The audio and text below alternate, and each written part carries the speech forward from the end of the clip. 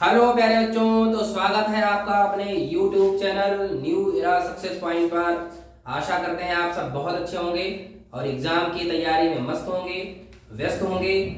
आज हम आपके लाए हैं 10th ICSE board first chapter और सेकेंड चैप्टर के बहुत ही इंपॉर्टेंट क्वेश्चंस। तो बच्चों, पहला चैप्टर आपका 10th आईसीएसई का है सेल डिवीजन और दूसरा चैप्टर है फंडामेंटल ऑफ जेनेटिक्स। इन दोनों चैप्टर के हम लोग वेरी शॉर्ट क्वेश्चन करने वाले हैं और ये क्वेश्चन एग्जाम के दृष्टिकोण से बहुत ही इंपॉर्टेंट है। ये क्वेश्चन, इनका नेचर तो वेरी शॉर्ट है, लेकिन इन क्वेश्चंस को हम बहुत आसान, बहुत डिटेल से आपको समझाएंगे। तो यहां से आपके short questions, very short questions और लॉन्ग क्वेश्चंस, सारे क्वेश्चंस यहां से आपके क्लियर हो जाएंगे और हम कह सकते हैं कि चैप्टर भी आपका यहां से रिवाइज हो जाएगा। तो आइए हम लोग एक एक क्वेश्चंस को आपको समझाते हुए आगे बढ़ रहे हैं। तो बच्चों, पहला क्वेश्चन कह रहा है the cells in which mitosis occurs. वो कौन सी सेल्स होती हैं जहां पर माइटोसिस डिवीजन होता है। तो पहले तो मैं आपको बता दूं कि माइटोसिस डिवीजन क्या होता है। माइटोसिस डिवीजन क्या होता है बच्चों, दो प्रकार के डिवीजन होते हैं, एक माइटोसिस और एक मियोसिस। माइटोसिस डिवीजन में क्या होता है बच्चों, ये हमारे बॉडी की जो सोमैटिक सेल्स होती हैं, हमारे बॉडी में दो प्रकार की सेल्स हैं, एक सोमैटिक सेल्स और एक जर्म सेल्स। तो माइटोसिस जो डिवीजन होता है बच्चों, वो हमारी सोमैटिक सेल्स में होता है। सोमैटिक, सोमैटिक बना है सोमा से और सोमा का मीनिंग होता है बॉडी, यानी हमारी बॉडी में जो सेल्स पाई जा रही हैं, स्किन में, लीवर में, टंग में, स्टमक में, हर जगह। केवल और केवल हम बात करें जो हमारे गोनाड्स होते हैं, ओवरी है, टेस्टिस है, इनको छोड़ करके पूरी बॉडी में जो सेल्स होती हैं उन्हें बोलते हैं हम लोग सोमैटिक सेल्स। तो सोमैटिक सेल्स में माइटोसिस डिवीजन होता है। That's clear. तो पहले क्वेश्चन का आंसर हो जाएगा इसका, कौन सी सेल्स में माइटोसिस डिवीजन होता है, तो इसका आंसर हो जाएगा सोमैटिक सेल्स। ओके बच्चों, इसका आंसर हो जाएगा सोमैटिक सेल्स। सोमैटिक सेल्स मैंने बताया कौन कौन सी हैं, जो हमारी पूरी बॉडी में, स्किन में, टंग में, लंग्स में, हार्ट में, हर जगह पूरी बॉडी में जो सेल्स पाई जा रही हैं उन्हें हम लोग बोलते हैं सोमैटिक सेल्स। तो पहला क्वेश्चन आपका क्लियर हो गया। अगला क्वेश्चन आपका कह रहा है the process by which there is replacement of dead cells. वो कौन सी प्रोसेस है जिसके द्वारा हमारी बॉडी में जो टूटी फूटी सेल्स या जो डेड सेल्स होती हैं उनका रिप्लेसमेंट हो जाता है। तो वो कौन सी प्रोसेस है बच्चों, माइटोसिस। कौन सी प्रोसेस है, माइटोसिस।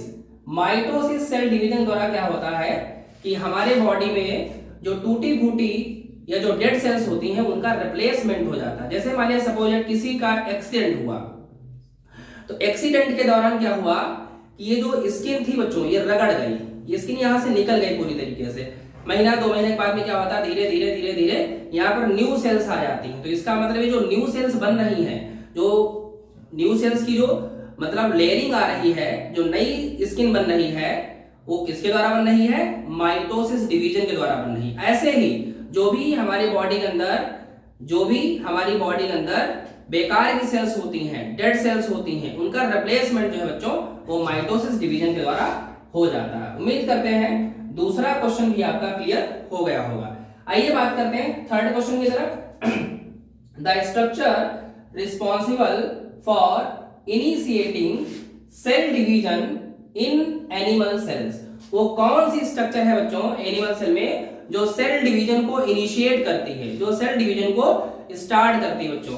तो उस स्ट्रक्चर का नाम है सेंट्रियोल। क्या नाम है पहले बच्चों, सेंट्रियोल।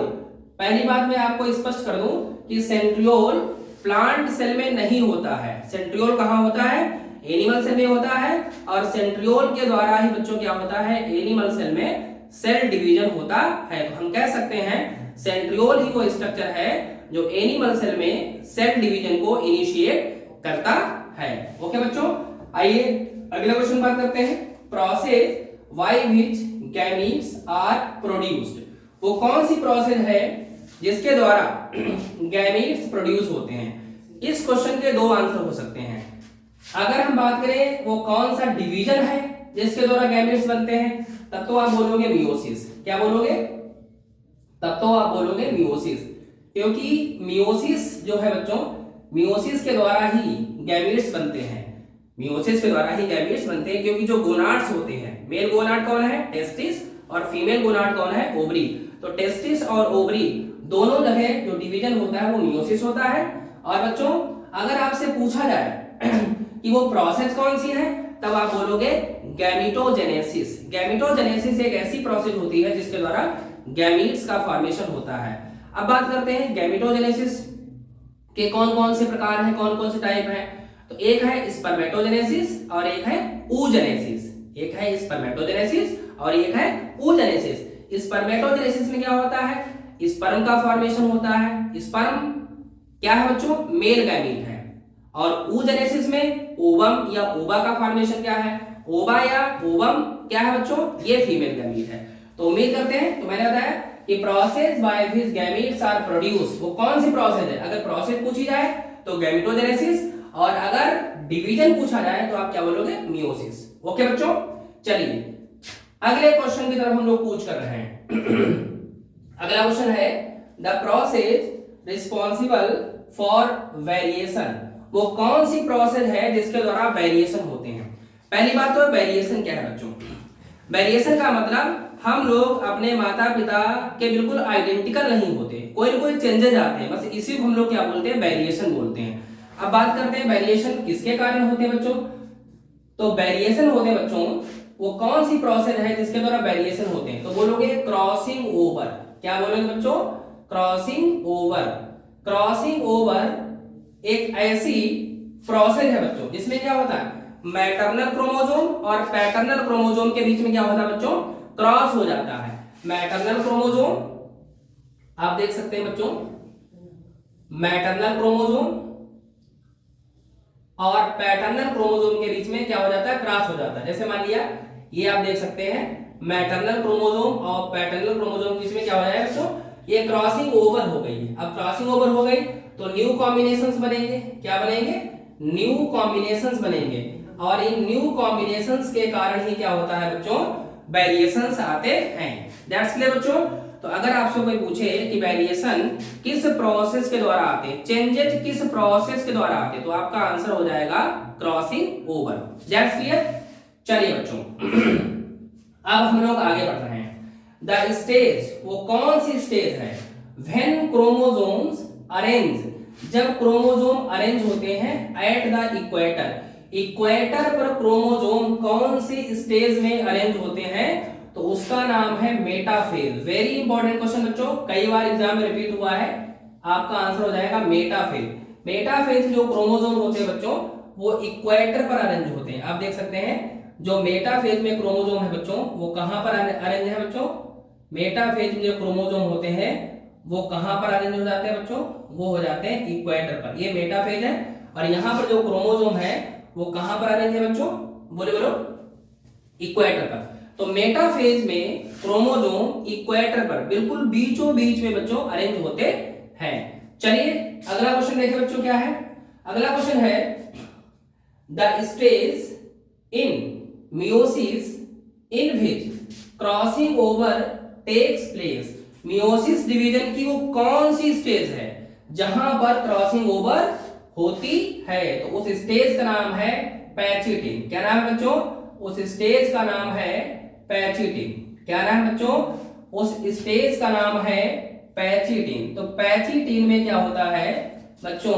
क्रॉसिंग ओवर होता है। पैचिटिंग, तो पैचिटिंग बच्चों ये मियोसिस डिवीजन की एक सब फेज है और यहीं पर क्या होता है? क्रॉसिंग ओवर होता है। ये वही क्रॉसिंग ओवर है जिसके द्वारा वेरिएशंस होते हैं। चलिए बच्चों आगे हम लोग बढ़ते हैं। V shaped chromosome, V shaped chromosome having the centromere at the centre. बच्चों जो वी शेप्ड क्रोमोसोम होते हैं जिनमें सेंटर जो है बच्चों देखिएगा, जो सेंट्रोमियर है वो बिल्कुल सेंटर में होता है, वो उन्हें हम किस नाम से जानते हैं? उन्हें हम क्या बोलते हैं? तो वी शेप्ड क्रोमोसोम कहां होते हैं प्यारे बच्चों? वी शेप्ड क्रोमोसोम जो होते हैं, जैसे ये सेंट्रोमियर हो गया और उसके बाद में आप देखिएगा ये वी शेप्ड क्रोमोसोम है। देखिए ये सेंट्रोमियर हो गया और ये आप देखिए वी शेप्ड क्रोमोसोम है। तो वी शेप्ड क्रोमोसोम को हम नाम देते हैं मेटासेंट्रिक। क्या बोलते हैं? मेटासेंट्रिक। मेटासेंट्रिक क्रोमोसोम ऐसे होते हैं जिनका शेप हो जाता है वी शेप। और आप देखिए ये सेंट्रोमियर है। सेंट्रोमियर एक ऐसा पार्ट होता है जहां से क्रोमोसोम बच्चों, क्रोमोसोम के जो क्रोमेटिड होते हैं वो जुड़े हुए होते हैं। ठीक है, तो सेंट्रोमियर क्या है? जहां से क्रोमोसोम के जो क्रोमेटिड्स हैं, जो टुकड़े हैं, वो जुड़े हुए हैं, उन्हें हम क्या बोलते हैं? सेंट्रोमियर। और वी शेप्ड क्रोमोसोम को हम क्या बोलते हैं बच्चों? बोलेगा, वी शेप्ड क्रोमोसोम को क्या नाम देते हैं? जहां पर सेंटर में बच्चों सेंट्रोमियर होता है उसे बोलते हैं मेटासेंट्रिक। That's clear? चलिए बच्चों, एक एक क्वेश्चन को हम लोग बच्चों पूरी तरीके से आपको क्रिस्टल क्लियर करते हुए चल रहे हैं। तो अगला क्वेश्चन देखिए बच्चों, process of division of cytoplasm. Cytoplasm का जो डिवीजन होता है उसे क्या बोलते हैं? तो उसके लिए बच्चों नाम है साइटोकाइनेसिस। क्या नाम है बच्चों? साइटोकाइनेसिस। साइटोकाइनेसिस बच्चों क्या है? देखिए, हमने कहा कि बायोलॉजी में कोई भी टर्म लिखा है उसका मीनिंग उसी में छिपा हुआ होता है। साइटो का मतलब साइटोप्लाज्म और काइनेसिस का मतलब होता है डिवीजन। यानी साइटोप्लाज्म के डिवीजन को हम बोलते हैं साइटोकाइनेसिस। That's clear? चलिए बच्चों, अगला question, the point at which the duplicated chromosomes are joint. वो कौन सा पॉइंट है जहां पर डुप्लीकेटेड क्रोमोसोम जुड़े हुए होते हैं? तो देखिए बच्चों, मान लिया सपोज दैट ये मैंने क्रोमोसोम बना दिया है ऐसा डुप्लीकेट। देखिए, ये डुप्लीकेट हो या रेप्लिकेट हो, अब आप देखिए जिस पॉइंट से जुड़े हुए हैं उस पॉइंट का नाम क्या है? सेंट्रोमियर। क्या नाम है प्यारे बच्चों? सेंट्रोमियर। तो सेंट्रोमियर, अब आप कह सकते हैं कि क्रोमोसोम का जो डुप्लीकेशन होता है, जो डुप्लीकेट क्रोमोसोम होते हैं वो जिस पॉइंट से जुड़े होते हैं उसका नाम है सेंट्रोमियर। तो सेंट्रोमियर एक ऐसी जगह है जहां से क्रोमोसोम के जो क्रोमेटिड होते हैं वो जुड़े हुए होते हैं। That's clear? आगे बढ़े बच्चों। चलिए, तो ये हमने 10 क्वेश्चंस पढ़े हैं बच्चों। कौन से चैप्टर के? सेल डिवीजन चैप्टर के हमने बच्चों ये 10 क्वेश्चंस पढ़ लिए हैं। अब हम पढ़ने जा रहे हैं फंडामेंटल ऑफ जेनेटिक्स से। अगले जो क्वेश्चंस हैं वो फंडामेंटल ऑफ जेनेटिक्स से हम लोग ले रहे हैं। बहुत इंपॉर्टेंट क्वेश्चंस है। आइए हम लोग बारी बारी हर एक क्वेश्चन को एक्सप्लेन कर रहे हैं। क्वेश्चन पहला है बच्चों, कई बार रिपीट हुआ एग्जाम में, the study of heredity and variation. इस हेरिडिटी और वेरिएशन की स्टडी हम किसमें करते हैं? तो बच्चों एक बायोलॉजी की ब्रांच है जिसका नाम है जेनेटिक्स। तो genetics is the branch of biology in which we study about the heredity and variation, and the father of genetics Gregor John Mendel। Gregor John Mendel बड़ा फेमस नाम बच्चों, यहां से भी कई बार क्वेश्चन आए हैं। एक कंट्री था जिसका नाम ऑस्ट्रिया, ऑस्ट्रिया के रहने वाले थे, चर्च में फादर थे। बाद में बच्चों क्या हुआ, इन्होंने मटर यानी पाइसम सटाइवम पर इन्होंने अपने एक्सपेरिमेंट किए थे। क्यों किए थे इसको मैं आपको नोट्स में बता चुका हूं। तो क्यों किए थे? क्योंकि मटर का जो प्लांट होता है शॉर्ट ड्यूरेबल होता है, इसका लाइफ स्पान बहुत कम होता है। 3 मंथ में बच्चों ये हार्वेस्ट हो जाती है। इसको लैब में भी ग्रो करा सकते हैं। इसमें क्रॉस और सेल्फ दोनों पॉलिनेशन होते हैं। तो तमाम तरीके के इसमें कॉन्ट्रास्टिंग कैरेक्टर्स होते हैं जिसकी वजह से इन्होंने मटर के पौधे को अपने एक्सपेरिमेंट के लिए चूज किया था। ओके बच्चों, तो पहला क्वेश्चन क्या है मैंने बता दिया, the study of heredity and variation is called genetics. Father कौन है जेनेटिक्स का? Gregor John Mendel. ठीक है बच्चों, आइए अगले क्वेश्चन पर पूछ कर रहे हैं, cell having a single set of chromosome. उस सेल को हम क्या कहते हैं जिसमें सिंगल सेट ऑफ क्रोमोसोम्स होता है? तो बच्चों सिंगल सेट ऑफ क्रोमोसोम वाले सेल को हम बोलते हैं हैप्लॉइड सेल। क्या बोलते हैं बच्चों? Haploid cell. हैप्लॉइड सेल एक होती है हैप्लॉइड और एक होती है डिप्लॉइड। बच्चों जिसमें डबल सेट होता है उसे बोलते हैं डिप्लॉइड, और जिसमें सिंगल सेट होता है उसे क्या बोलते हैं बच्चों? हैप्लॉइड सेल बोलते हैं। जैसे ह्यूमन बॉडी की अगर हम बात करें तो ह्यूमन बीइंग में जो गैमीट्स होते हैं वो हैप्लॉइड होते हैं, और पूरी बॉडी में कोई भी ऐसी सेल नहीं है जो हैप्लॉइड हो। बाकी सारी सेल बच्चों डिप्लॉइड है, सारी सेल 2n है, केवल और केवल गैमीट्स को छोड़ करके, स्पर्म और ओवम को छोड़ करके। ठीक है बच्चों, तो आइए यहां पर जेनेटिक्स आप ले लीजिएगा। जेनेटिक्स आगे बात करते हैं। The genetic composition of an organism. किसी भी ऑर्गेनिज्म के जेनेटिक कंपोजिशन को क्या बोलते हैं? तो बच्चों जेनेटिक कंपोजिशन को बोलते हैं जीनोटाइप। क्या बोलते हैं बच्चों? जीनोटाइप। जीनोटाइप। अच्छा, एक फिजिकल जो अपीयरेंस होता है उसको हम क्या बोलते हैं बच्चों? फिनोटाइप। आप कैसे दिख रहे हैं? आप लंबे दिख रहे हैं, गोरे दिख रहे हैं, काले दिख रहे हैं, भूरे दिख रहे हैं, छोटे दिख रहे हैं, मोटे दिख रहे हैं, जैसे आप दिख रहे हैं ये आपका क्या है? फिनोटाइप। और किसकी वजह से दिख रहे हैं आप, वो आपका क्या है बच्चों? जीनोटाइप है। That's clear? चलिए बच्चों, अब हम लोग बढ़ते हैं अगले क्वेश्चन की तरफ। अगला क्वेश्चन है number of pairs of chromosomes. Pair पूछा गया है प्रेजेंट इन ह्यूमन गैमीट्स। तो बच्चों ह्यूमन गैमीट्स की अगर हम बात करें तो ह्यूमन गैमीट्स में जो क्रोमोसोम होते हैं वो कितने होते हैं बच्चों? 23 होते हैं। कितने होते हैं? 23 होते हैं। गैमीट्स की बात हो रही है। किसकी बात हो रही है? गैमीट्स की बात हो रही है। तो ध्यान रखना बच्चों, ह्यूमन बॉडी में जो गैमीट्स होते हैं तो गैमीट्स में जो नंबर ऑफ क्रोमोसोम होते हैं वो कितने होते हैं? 23 होते हैं। लेकिन गैमीट्स के अलावा अगर सेल की बात की जाएगी तो वहां पर क्रोमोसोम कितने हो? 46 होंगे। और 46 को अगर हम पेयर में कन्वर्ट करेंगे तो कितने हो जाएंगे? 23 पेयर्स हो जाएंगे। उम्मीद करते हैं ये क्वेश्चन भी आपका क्रिस्टल क्लियर हो गया होगा। तो आइए आगे हम लोग पूछ कर रहे हैं that diploid number of chromosomes for cell of man. अगर हम एक मैन की बात करते हैं बच्चों तो उसमें जो डिप्लॉयड नंबर ऑफ क्रोमोसोम होते हैं वो कितने होते हैं? डिप्लॉयड की बात की जा रही है तो डिप्लॉयड कितने होंगे? 46 क्रोमोसोम हो जाएंगे। अगर हैप्लॉयड की बात करोगे तो 23 हो जाएंगे और अगर डिप्लॉयड की बात करोगे तो कितने हो जाएंगे? 46 हो जाएंगे। That's clear? आगे बात करते हैं। A specific part of chromosomes that determines hereditary characteristics। बच्चों क्रोमोसोम पर वो कौन सा पार्ट है? क्रोमोसोम पर वो कौन सा पार्ट है? क्रोमोसोम पर वो कौन सा पार्ट है बच्चों जो हेरिडिटरी को शो करता है? मतलब कैरेक्टर्स को एक जनरेशन से दूसरे जनरेशन में ट्रांसफर करता है। वो कौन सा बच्चों, वो कौन सी चीज है बच्चों जो कैरेक्टर को एक जनरेशन से दूसरे जनरेशन में बच्चों क्या करती है? ट्रांसफर करती है। तो वो कोई और नहीं, वो जीन है बच्चों। कौन है? जीन। तो क्वेश्चन क्या है बच्चों? A specific part of chromosome that determines hereditary characteristic। तो हेरिडिटरी कैरेक्टरिस्टिक को ट्रांसफर कौन कर रहा है बच्चों?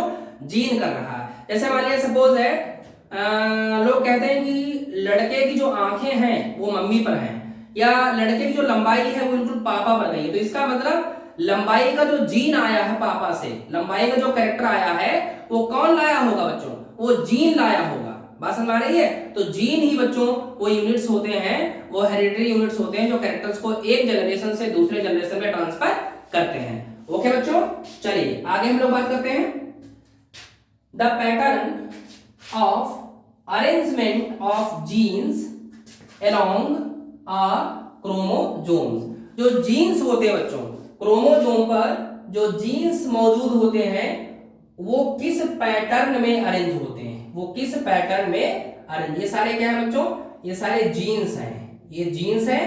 तो पूछा गया है इस कौन से पैटर्न में अरेंज होते हैं? तो इसका आंसर आपका हो जाएगा बच्चों लीनियर। क्या हो जाएगा इसका आंसर बच्चों? लीनियर। लीनियर पैटर्न में सारे जीन्स जो है वो क्रोमोसोम पर अरेंज होते हैं। ओके बच्चों, आगे हम लोग पढ़े। अच्छा, इसका आंसर क्या मैंने बताया था? जीन।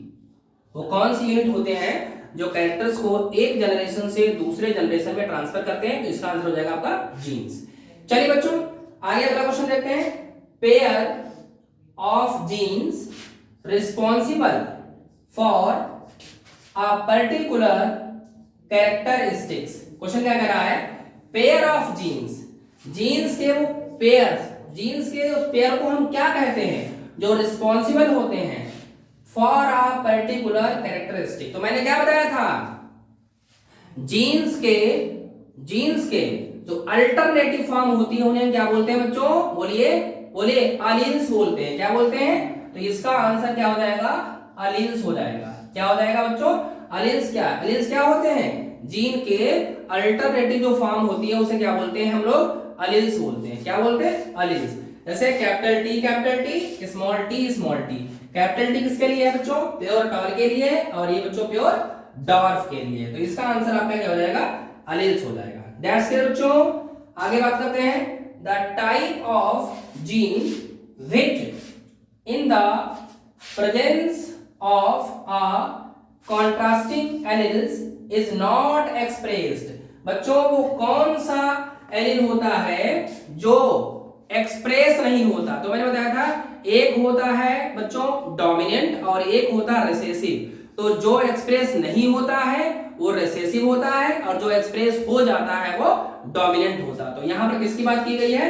जो एक्सप्रेस नहीं होता है बच्चों एलिल्स की, वो कौन सी फॉर्म है बच्चों जो एक्सप्रेस नहीं होती? तो उसे हम क्या बोलते हैं? रेसेसिव। इसको हम क्या बोलेंगे? रेसेसिव। क्या बोलेंगे बच्चों?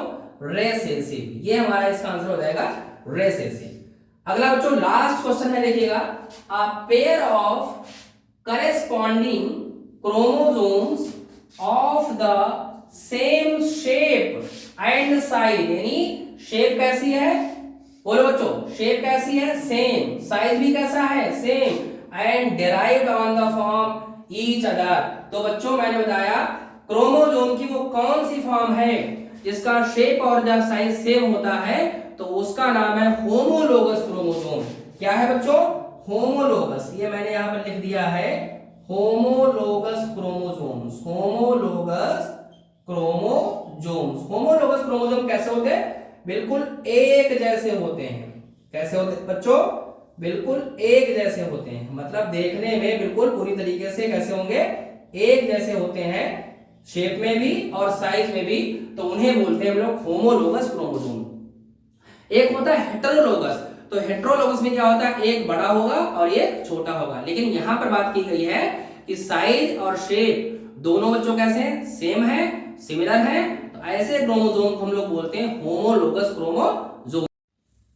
तो बच्चों अगर हमारे द्वारा जो स्टडी मटेरियल आपको प्रोवाइड कराया जा रहा है, अगर आपको बहुत अच्छा कंटेंट लग रहा है, तमाम सारी चीजें क्रिस्टल क्लियर हो रही हैं, तो आप अपना स्नेह, अपना प्यार हमारे YouTube चैनल पर बनाए रखें। चैनल को लाइक करें, कमेंट करें, सब्सक्राइब करें, और लोगों को, जो लोग हमसे नहीं जुड़े हैं उन लोगों तक भी हमारे चैनल को आप शेयर करें, उनको बताएं हमारे चैनल के बारे में। और इस तरीके से बच्चों आप अपना स्नेह हमारे YouTube channel Neura success point पर बनाए रहें, और हम आपके लिए इसी तरीके से नई नई वीडियोस टॉपिक वाइज हर सब्जेक्ट की, हर क्लास की लाते रहेंगे।